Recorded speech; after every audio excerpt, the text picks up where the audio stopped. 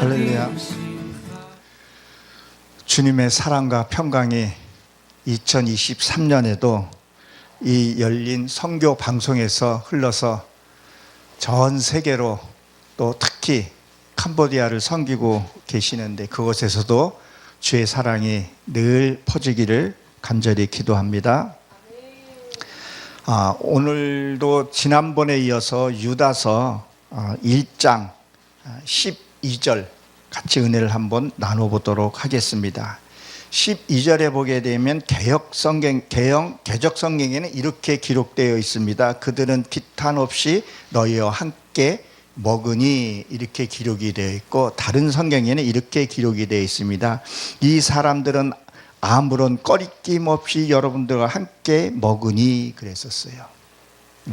아무 꺼리낌 없이, 아무 죄의식 없이.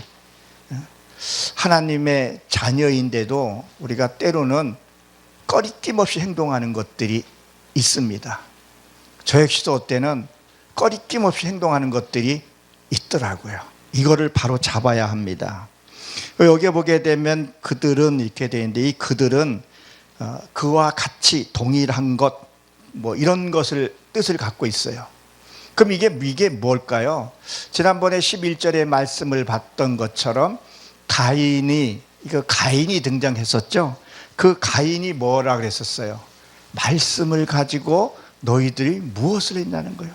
그 하나님의 귀하고 귀한 그 말씀, 지금이야 인쇄술이야 좋으니까 성경을 쉽게 보고 스마트폰에도 우리가 보지만 옛날에 이 시대 때는 진짜 성경 보는 게 힘들었었어요. 그래서 천주교에서는 그 성경 한 절을 보기 위해서 몇 개월 전에 예약을 하고 보고 또 반납하고 그런 시대도 있었다는 거죠. 그 귀한 말씀으로 가지고 너희들이 뭘 했냐는 거예요. 싹쓸 받았다 그랬었죠. 마땅히 목회자가 받아야 할 그 금액을 받으면 되는데 그 이상의 것으로 자기의 배를 불려가는 것을 얘기를 했습니다. 그 결과가 뭐예요? 발람이 됐다 그랬었죠. 발람. 먹어도 탐식가인데 먹어도 만족감을 모르는 그런 짐승보다도 못한 그런 결과가 무엇을 낳았다 그랬었어요? 고라자손이 됐다 그랬었어요. 그 고라자손은요, 얼음이었다 그랬었어요. 그 얼음, 지금 추운 겨울인데 아무것도 성장할 수 없고 멈춰 있는 상태를 얘기를 한다 그랬습니다. 그러면 우리가 정말 교회를 나오면 말씀을 듣고 예배를 드리고 찬양을 하면 우리가 무엇을 해야 되냐는 거예요. 내 안에 기쁨이 있어야 되고 즐거움이 있어야 되고 행복이 있어야 되고, 이웃을 보고 아직도 예수를 모르고 사람들 보면 뭐예요? 국률한 마음이 있어야 되는데 그런 것들이 없다는 거예요. 행복감이 없다는 거예요. 가져도 끝이 없고 그런 것들을 뭐예요? 그것을 함께 먹으니 그랬어요. 방탕하다는 거죠. 그것들을 같이 먹었다는 거예요. 지금 어떻게 보면 우리 21세기에 지금 이 기독교가 많이도 우려하고 있습니다. 제 자신도 그렇고 세상 것이 너무 많이 교회에 들어와 버렸어요. 들어와야 할 것이 들어오면 괜찮은데 들어오지 말아야 할 것들이 많이 들어오더라는 거예요. 하나 예를 들면 유아실 있죠. 있어야 되고요. 근데 지금 무슨 실이 생겼어요? 애연실이라고, 반려동물과 같이 예배 드려야 된다고. 그런 예배실이 있지를 않나. 거기에 그 짐승은 뭐가 있어요? 털이 있습니다. 여기서 그거에 대해서는 애호가들이 많으니까 뭐라고 말할 수 없지만 그 털은요 굉장히 나쁜 것으로 상징해요. 그 애완동물을 학대하라는 얘기는 아니에요. 하나님이 주신 소중한 선물이죠. 그것은 하나님이 지어준 그 목적대로 짐승들은 커야 합니다. 그리고 요새는 또 뭐예요? 흡연실까지도 교회 안에 있다는 거예요. 너무 안타깝고 이 교회가 왜 이렇게 돼가냐는 거죠. 그것이 뭐예요? 꺼리낌 없이 지금 하고 있다는 거예요. 우리가 지금 우려하고 있는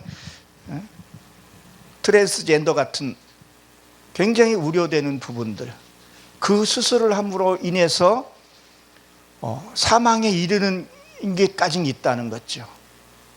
성차별법 통과돼서 된 나라가 어떻게 됐는지 우리는 너무도 잘 알고 있습니다. 왜 그 길을 따르려고 하고 있는지, 거기에 왜 찬성하고 있는 교회는 또 무엇이냐는 거예요. 지금 이 유다서를요, 우리가 이 유다서를 한번 지금 보고 있는데, 이 유다서를 보기 위해서는 창세기부터 이 말씀대로 차근차근 내가 말씀을 듣고 거기에 순종을 한번 해보고 또 말씀대로 살았을 때, 그리고 이 유다서를 보게 되면 굉장히 깊이가 있습니다. 근데 이 앞에 있는 말씀을 다 그냥 걸러버리고 신앙생활을 하게 되면 이 유다서의 의미를 잘 모르는 거죠. 마치 남 얘기처럼 하게 되고 남 비판하게 되는 거죠. 저도 이거를 보면서, 저희 교회에서도 이걸 풀면서 너무 철저하게 저를 봅니다. 나의 신앙을 한번 점검해 보는 거죠. 그리고 뭐라고 기록이 되어 있어요? 애찬의 암초에 자기 몸만 기르는 목자여 그랬어요. 이 애찬은 사랑이라는 단어가 있고, 그리고 뭐였냐면요, 형제의 우애, 그런 것을 갖고 있어요. 우리 누구나가 다 사랑하고 섬기고 합니다. 근데 이것이 뭐예요? 이 암초라는 것은 잘못된 사랑이에요. 삐뚤어진 그런 사랑을 가리켜서 얘기를 합니다. 우리가 인생에서 살다 보게 되면요, 꼭 만나야 할 사람들이 있어요. 그리고 만나지 말아야 할 사람도 있다는 거, 우리가 이걸 구별을 해야 됩니다. 제가 집회 같은 데 이렇게 가게 되면 요새는 꼭 현관 앞에다가 뭐가 많이 붙어 있냐면 신천지 노라는 게 붙어 있어요. 신천지 들어오지 말라고. 그 사람들은 꼭 만나지 말아야 할 사람이라는 거예요.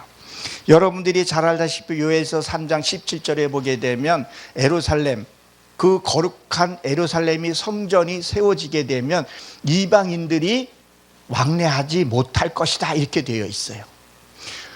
우리가 신앙생활을 하고 내 안에 거룩한 예루살렘이 하늘에서 내려오게 되면요, 부정한 것이 내 안에 올 수가 없다는 거예요.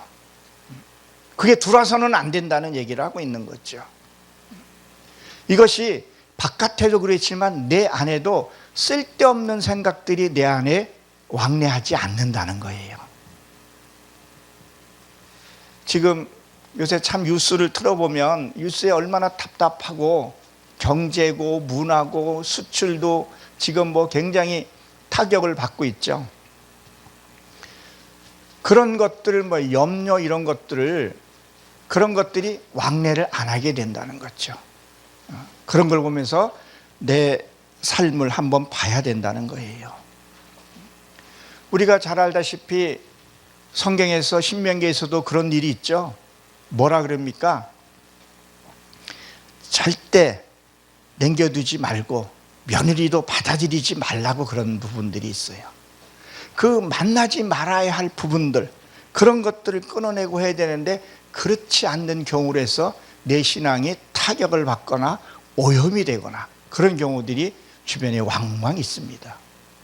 결국은 그들에게 가서 종로를 하는 것도 주변에서 보게 되고 여러분들도 아마 접하게 될 겁니다. 이것이 왜 그렇게 되냐면요, 깨끗한 물에 더러운 것은 물 한 방울, 더러운 게 한 방울만 딱 들어가도요, 순식간에 그 물을 못 먹게 만든다는 거예요. 그러니까 우리 신앙이 얼마나 잘 해야 하는 건지를 우리에게 보여주는 얘기입니다. 그리고 뭐라고 기록이 되어 있어요? 물 없는 구름이요 그랬었어요. 물이 없는 구름이다. 여러분, 이 구름이 물로 형성이 되어 있죠. 이것이 수증기가 올라갑니다. 이 수증기 분사를 해서 올라가서 창세기에서도 잘 보게 되면요, 하늘에서 물이 쏟아지고 하늘에서 물이 내려와야 되는 부분이 있거든요. 부분이 있습니다.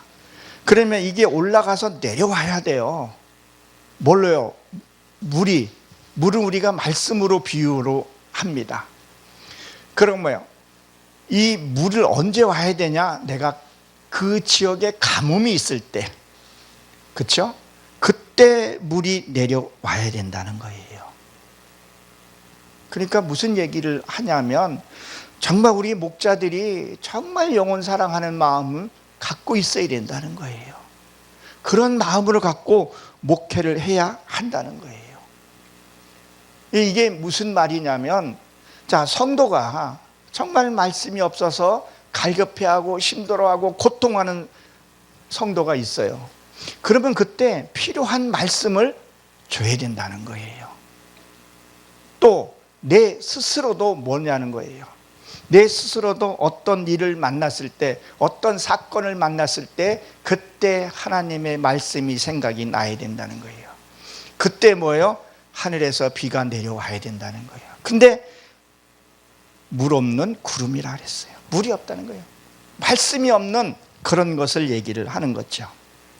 그리고 뭐라 그럽니까? 기탄 없이. 이 기탄 없이면 두려움 없이 무서워하지 않는다, 그런 얘기를 합니다. 너무 우리가 죄를 지면서도요, 감각 없이 죄를 져요. 이거는 괜찮겠지, 이 정도야 라는 생각을 한다는 거예요. 우리가 잘 알다시피 블레셋은 뜻이 뭐예요? 근심이에요. 근데 그 근심이요, 단어를 잘 보게 되면요, 코프라는 단어가 있는데 작은 근심이에요. 그 작은 근심이 뭐가 돼요? 블레셋을 만들게 되고, 그것이 뭐예요? 골리앗이 된다는 거예요. 골리앗은 뭐예요?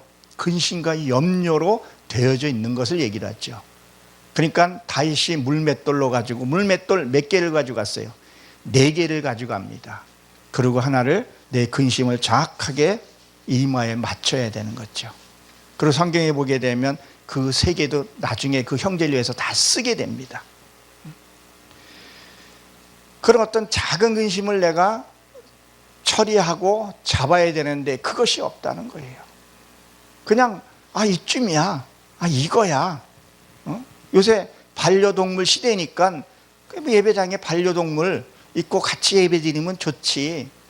그 시끄러움 속에서 그게 예배가 잘 제대로 되겠냐는 거예요. 구별이 돼야 되는데 이게 구별이 안 되더라는 거예요. 시끄럽고 짖고, 아무리 한다래도 거기에서 배설물들을 나오지 않겠냐는 거죠. 왜 이런 것들이 지금 서심찮고 이루어지고 있는지를 우리가 한번 살펴봐야 합니다.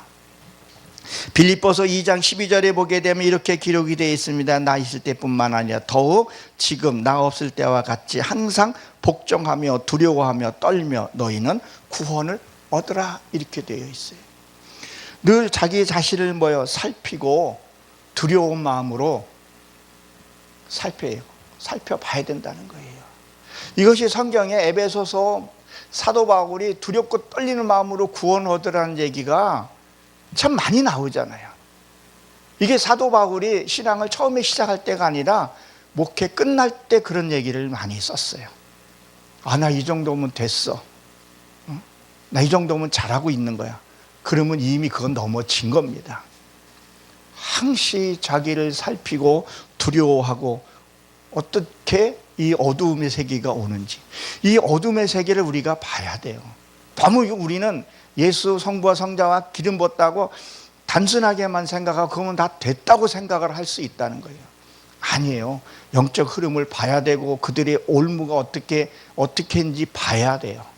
지난번에 제가 말씀을 드렸는데 이제는 내가 올무를 보게 해달라고.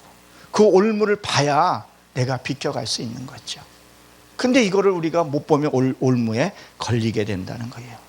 그리고 뭐라고 기록이 되어 있습니까? 자기 몸만 기르는 목자가 있어요. 자기만 생각하는 그러한, 마치 나르시시스트라 그러나요? 왜곡된 그런 신앙과 가치관을 갖고 있다는 거예요. 다는 그렇지 않지만 대개 보기에는 대형 교회들이 그 나르시시스트 같은 그런 것을 너무 갖고 있다는 거예요. 너무 왜곡이 되어 있다는 거예요. 그것이 뭐예요? 우리가 잘 알다시피 그 개척교회 앞에다가 대형 버스를 갖다가 세워놓고 요새 사회에서도 대형 마트에서도 안 하는 그런 그 상공인들 독교에서 안 하는 이 교회는 지금 대형교회는 그것들을 지금 아직도 하고 있다는 거죠. 같이 돌아가면서 같이 나누고 해야 되는데 그것이 없다는 거예요. 그것이 뭐예요? 물 없는 구름이라는 거예요. 그것이 뭐예요? 말씀이 너무 없다는 거예요. 사랑하는 성도 여러분, 혈기 죄입니다. 근심도 죄예요. 염려도 죄예요. 걱정도 죄라는 거예요. 예배를 드리고 집회를 드리고 했으면 내 안에 염려와 근심이 없어야 되는데 늘 근심과 걱정이 있고 집에 가면 불화가 있다는 거예요. 가족보다도 다른 거를 많이 섬기고, 여러분이 혈기 내는 것도요, 우상을 섬기는 거예요. 근심하는 것도 우상을 섬기는 거예요. 주님은 뭐라고 말씀하셨어요? 나 외에는 다른 신을 섬기지 말라 그랬어요. 너는 나를 믿으라 그랬었어요. 내일 일을 걱정하지 말라 그랬었어요. 그러면 하나님을 믿지 않는 것은 우상이라는 거예요. 하나님보다 더 사랑하니까 내가 화를 내고, 하나님보다 내가 더 사랑하니까 삐지고 시기하고 질투하고 원망하고, 그런 것들이 뭐예요? 죄라는 거예요. 죄. 그 결과가 뭐예요? 죽고 또 죽어 이렇게 돼 있어요. 성경 한번 보십시오. 죽고 또 죽었다 그랬어요. 육의 속성이 죽고 육의 속성이 또 죽고 종교행위가 죽고, 그 악이 죽어야 되는데 지금 자꾸 뭐가 죽냐는 거예요. 반대 것이 자꾸 죽고 있다는 거예요. 우리는 한번 이거를 잘 한번 살펴봐야 됩니다. 나는 과연 내 신앙이 어떻게 세워지고 있는가? 어떻게 지금 흘러가고 있는가? 그리고 뭐라고 되어 있어요? 뿌리까지 뽑힌 열매 없는 가을나무요 그랬었어요. 여러분, 우리가 시대적으로 이렇게 보게 되면 가을이 되면 모든 게 다 풍성하잖아요. 그렇죠? 가을에 담장동무에 이렇게 보게 되면 감도 불구스름한 게 얼마나 탐스럽게 익었어요. 그 잎사귀가 떨어지고 그 감이 남은 건 까치가 또 먹고, 그리고 들녘에는 벼들이 익어서 머리를 숙이고 누렇게 모든 것이 풍성하다는 거예요. 근데 뭐예요? 지금 그것이 없다는 거예요. 열매. 그 이 열매는 무엇을 우리에게 다가오는 말이고 우리에게 주는 의미는 뭐냐는 거예요. 행함이라는 거예요. 행동이라는 거예요. 인생에서도 가을이 있어요. 저도 이제 시골 가서 이제 청년 할 수 있을 것 같아요. 이제 나이가 이제 60이 되었는데 올해로. 그러면 이제 가을이 돼가는 거죠. 가을에는, 가을 하면 뭐예요? 내 인격에서도 품위가 있어야 되는데, 하나님의 인품과 성품이 있어야 하는데, 저도 어떨 때는 이게 안 나타날 때 너무 안타깝고 다시 무릎 꿇고 기도하고 나를 쳐서 복종하곤 합니다. 그러니까 뭐예요? 내가 조금 있다고 남을 우습게 보고, 내가 조금 있다고 상대를 은연중에 무식 중에 깔보고 하는 것들이 있습니다. 저 역시도 어떨 때는 내가 그걸 발견할 때 깜짝깜짝 놀래요.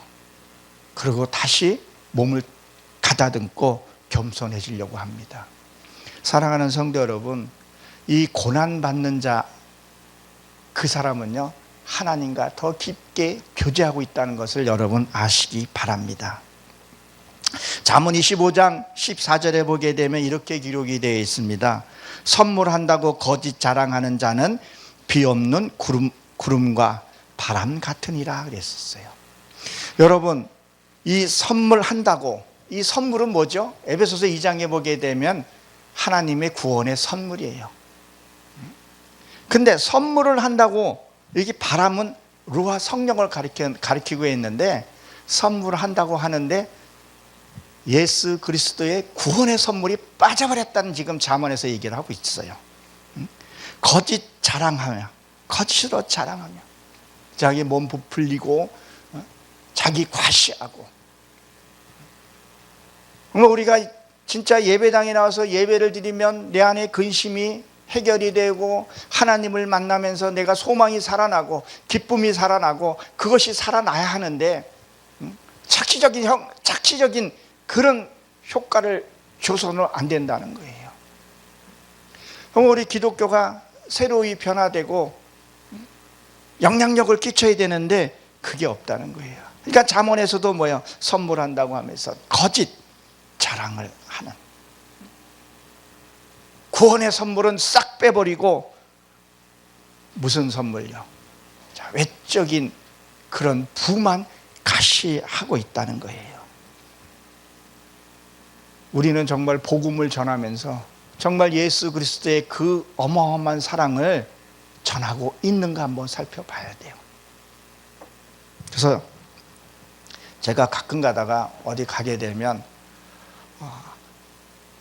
녹화 같은 걸 안 하고 좀 깊이 좀 건드려주는 분들이 요새 많더라고요. 성도들이 어릴 때는 때로는 너무 모르니까, 너무 안타까우니까 좀 깊게, 그러니까 제 설교를 좀 들어보신 분들은 좀 깊게 좀 가려고 좀 터치를 좀 많이 해주죠. 또 시간도 자유롭게 준 데 가서는 그런 것들을 많이 하는데 우리가 보고 알아야 돼요. 그것이 뭐예요? 여기에 보게 되면 뿌리까지 뽑힌 거죠. 뿌리까지 뽑혔다는 거예요. 이것은 뭐야? 다시는 열매를 맺지 못하게 하겠다는 얘기를 하는 거죠. 우리가 성경에서 보게 되면 이 유다, 여러분들이 잘 아는 유다는 마태복음 27장에 보게 되면 이 가룟 유다는 어떻게 했었어요? 예수님을 팔고 그리고 다시 나중에 돌이켜서 성전에다 그 은 받은 것을 던져버렸다 그랬었어요. 여러분이 성경을 잘 보게 되면요, 이 유다도요 예수님의 제자였었어요. 특별한 사람이었었어요. 근데 잘못하고 회개는 했는데 어떻게 했어요? 때를 놓쳐버렸다는 거예요. 신앙에서 때를 놓쳐버리면요 회개할 기회를 잊어버리게 돼요. 사도행전 1장 8절에 보게 되면 어떻게 기록이 되어 있어요? 그가 목을 매다가 떨어져서 뭐가 나왔다 그랬었어요? 창자가 흘러나왔다 그랬었어요. 이게 굉장히 깊은 의미를 갖고 있습니다. 뭘 말하냐면 이 창자라는 것은 국률한 마음이에요. 그럼 이 국률한 마음이 쏟아져 버려야 돼요. 쏟아져 버리면 어떤 일이 생기냐면요 천국을 못 간다는 얘기예요. 그러니까 내가 국률한 마음과 사랑하는 마음을 갖고 있으면요 지옥을 못 간다는 얘기예요. 요거를 잘 한번 성경을 한번 여러분들이 한번 찾아서 기도하면서 한번 물어보세요. 하나님과 깊은 교제를 해보세요. 그러니까 예수 믿는 사람들이 어떨 때는 더 악해지는 것들이 그 하나님이 주는 사랑이 다 빠져나와야 돼. 그 나오면 어떻게 되냐는 거예요. 정말 상상할 수 없는 지옥으로 갈 수밖에 없어요.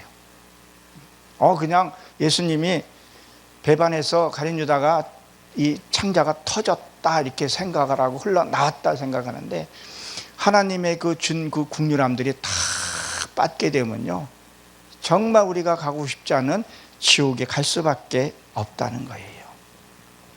그러니까 한 번이 올무에 빠지게 되면 헤어나지를 못하게 된다는 거예요. 저는 요새 이런 얘기를 조금씩 조심스럽게 얘기를 합니다. 옛날에도 한번 이 얘기를 했다가 곤욕을 한번 치른 적이 있었는데 이제 성도들이 좀 깨어 있어야 돼요. 그리고 진짜 참 목자를 만나고 그 참 목자를 통해서 내가 거듭나야 됩니다. 이것이 우리가 혈루병 걸린 여인이 어떻게 했어요? 거라산에서 그 예수님이 가는 그 길목에 서서 거기서 그 손을 대서 곧자락에 손을 대서 뭐 했다 그랬었어요? 치유를 받았다 그랬었어요. 발라버렸다 그랬었어요. 근데 그 앞절에 보게 되면 거기에 뭐라고 기록이 되어 있습니까? 이렇게 기록했죠. 내가 이 혈류병은 뭐예요? 여자의 그 멈추지 않는 그 병을 얘기를 하죠. 근데 많은 의사들에게 보였으나 더 병이 깊어졌다 했었어요. 그러면 이 의사를 보였다는 것은 우리가 이 교회를 때로는 병원이라고 얘기를 해요. 그 많은 교회를 다녀보고 많이 갔지만 자기의 재산만 탕배해버리고 낫질 않았다는 거예요. 그럼 지금의 그 말로 이렇게 보게 되면 난 교회 가서 열심히 헌금하고 봉사하고 했는데 내 이 마음의 심령의 평화도 없고 늘 불안하고 예배 끝나고 나면 허전하고 어떤 행사를 주관하고 했을 때는 신명나고 했다가 행사 같은 게 딱 끝나고 나면 우리는 가끔 가다가 허전할 때가 있어요. 그거에서 내가 만족이 없었다는 거예요. 근데 예수님이 옷자락을 만졌다 그랬었어요. 그 예수님의 옷자락이 뭐예요? 옷자락이 말씀이라는 거예요. 근데 그 제자들은 어떻게 했었어요? 그 혈류병이 예수님이 가까이 가는 것을 막았다 그렇게 되어 있어요. 그러니까 지금도 하나님 앞에 우리가 나가야 되는데 자꾸 어떤 사람들은 그걸 못 가게 막는다는 거예요. 율법으로 종교행위로 아니다 틀렸다 자기 잣대로 자꾸 되더라는 거예요. 그러니까 정말 말씀 안에 깊게 들어가는데 깊게 들어가지 못하는 것들을 우리가 가끔 본다는 거예요. 그러면 정말 우리 목회자들이 나한테 주어진 양이 있어요. 우리가 잘 아는 일본의 우찌무라 간주 목사님, 참 그분이 많이 배출하지는 않았었죠. 그 가문과 이런 걸 보게 되면요, 참 우찌무라 간주 멋있는 사람이에요. 일본의 복음화를 일으켰던 자 아니겠어요? 우리나라 손양원 목사님 정도나 할까? 그 칼제비를 뭐라 그러죠? 그 집안에 나와서 자기의 집안을 구원시키고 했던 그 일본이라는 문화가 어때요? 지금도 많은 신을 섬기고 있는 그런 나라예요. 근데 그 영혼 사랑하는 마음, 진짜 그 성도 사랑하는 마음, 자기의 모든 것을 버리고, 우리가 정말 목회자가 그런 마음을 갖고 많이 하는 것이 아니라 한 영혼이라도 일단은 첫째는 내 자신이 하나님 앞에 바로 서야 되는 부분들, 내가 바로 서지 않고 내가 거짓되고 내가 여기 지금 유다서에서 말하는 물 없는 구름이 되어버려서 어디 가서 말씀 하나 제대로 전하지 못하고, 아니요, 말씀은 너무 잘 전할 수 있습니다. 설교는 너무 거창하게 잘할 수는 있어요. 근데 결과적으로 열매가 없더라는 거예요.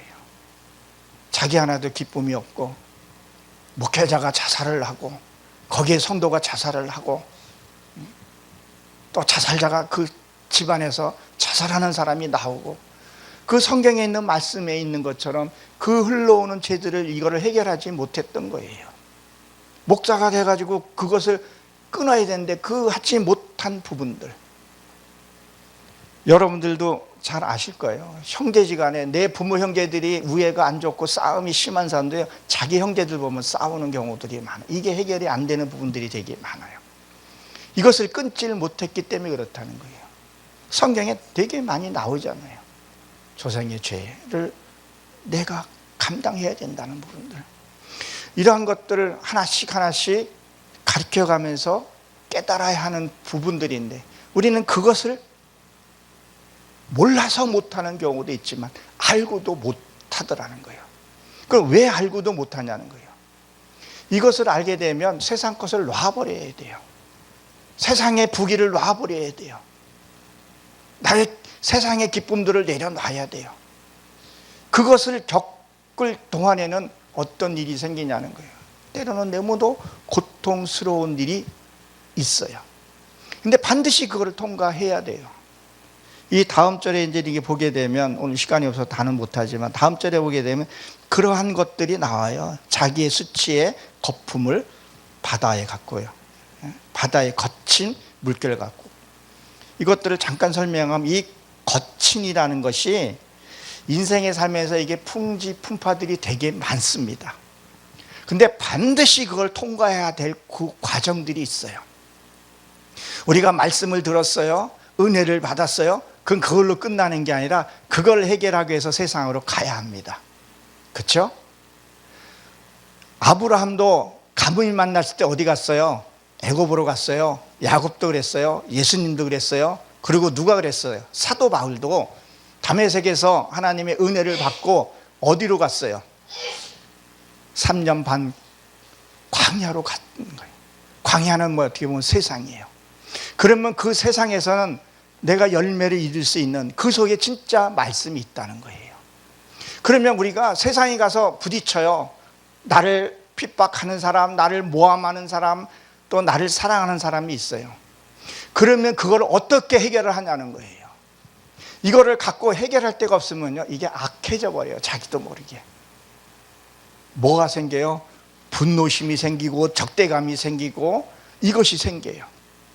그렇지만 내 안에 말씀이 있고 나를 케어해 줄 목사가 있고 같이 할 성도가 있게 되면 와서 얘기를 합니다. 그걸 우리는 뭐라 그러죠? 일명 상담이라 그래요. 이것이 애치라는 단어, 나무의 애치라는 단어가 상담이라는 단어가 들어가 있습니다. 그러니까 천주교에서 말하는 고해 성사하고는 차원이 다른 거예요. 같이 관계를 얘기하면서 뭘 거기서 해결하는 거예요. 거기서 답을 찾아요. 아, 그러면 내가 그때 만났을 때 이렇게 행동을 해야 되는 부분이구나. 아, 이건 이렇게 행동을 해야 되는 거구나. 정리가 되게 되면 그것이 뭐야? 내 것이 되면서 내가 거듭나게 돼요. 그리고 상대의 마음을 읽을 수 있는 그 영역까지 들어가게 되는 거죠. 아, 저 사람이 저렇게 할 수밖에 없구나. 저 사람이 저런 아픈 고통이 있었구나. 그 말 중에서도, 대화 중에서도 찾을 수가 있어야 돼요. 그 사람이 아파서 지금 씨름하고 있구나. 어릴 때는 자기가 막 분에 못 이겨서 막 하는 것은 나 좀 살려달라고, 나를 위해서 중보기도 해달라는 그런 얘기도 담겨져 있다는 거예요. 그러면 그것을 듣고 얘기해주고 풀어주게 하게 되면요, 그 사람은 자유함을 얻게 돼요. 그러면 그 다음날 직장생활 우리가 피할 수 없잖아요. 가야 돼요. 그러면 그 사람을 만났을 때 어떠냐는 거예요. 다른 눈으로 보게 되고 다른 은혜로 보게 되고 다른 것으로 살피게 되더라는 거예요. 근데 이것이 해결할 데 없고 이것을 내가 갖고 있게 되면 뭐가 되는 거예요? 적대감을 갖게 되는 거죠. 앙심을 품게 되는 거죠. 나와서 찬양을 해요. 기뻐한다고 하나님께 영광을 돌려요. 앞에가 금자리라고 해서 금자리에 앉아서 예배는 드리는데 딱 뒤돌아서 가게 되면 분을 삭히지를 못한다는 거예요. 무엇이 있냐는 거예요. 그 예배가 도대체 무슨 예배를 드렸냐는 거죠. 삶에서 뭐예요? 이 열매를 맺어야 되는데 열매도 하늘에 비도 내리지 않았죠. 이런 것들이 참으로 많이 나옵니다. 우리가 신앙생활하면서 어떤 일들을 만났을 때, 어떤 난관을 만났을 때 그때 말씀이 생각이 나야 돼요. 긍휼함이 생각이 나야 되고 지혜가 와야 되고, 이사야 11장의 1절에 있는 말씀처럼 지혜와 총명과 모략의 신이 내게 주어주셔서 올무도 보게 해야 되고 상대의 마음도 좀 읽어보고, 이건 은사와는 좀 다른 부분이에요. 상대의 마음을 헤아려주고 그리고 상대의 고민을 나한테 털어놓고, 저도 가끔 가다가 어떤 분의 예기치 못한 어떤 고민들을 이렇게 듣고 날 때 깜짝 놀래요. 아니, 어떻게 저런 비밀을 저한테 얘기할 수 있을까? 그러면 그걸 붙들고 기도하게 되죠. 그 아픔을 만져달라고. 그리고 그 성도를 만났을 때 다음에 내가 할 말을 달라고. 그렇게 했을 때 그 사람의 평안과 자유를 얻게 돼요. 그리고 고맙다고. 아, 이게 이런 거였어요 라고. 그럴 때 하나님을 나가서 찬양할 수 있다는 겁니다. 우리 2023년 해가 바뀌었습니다. 정말 우리가 2023년에는 풍성한 그런 추수감사 때 보여지는, 시각적으로 보여지는 것이 아니라 내 안에서도 믿음 안에서 그런 풍성한 열매가 맺어지는 저 여러분들 되시길 주의 이름으로 축원합니다.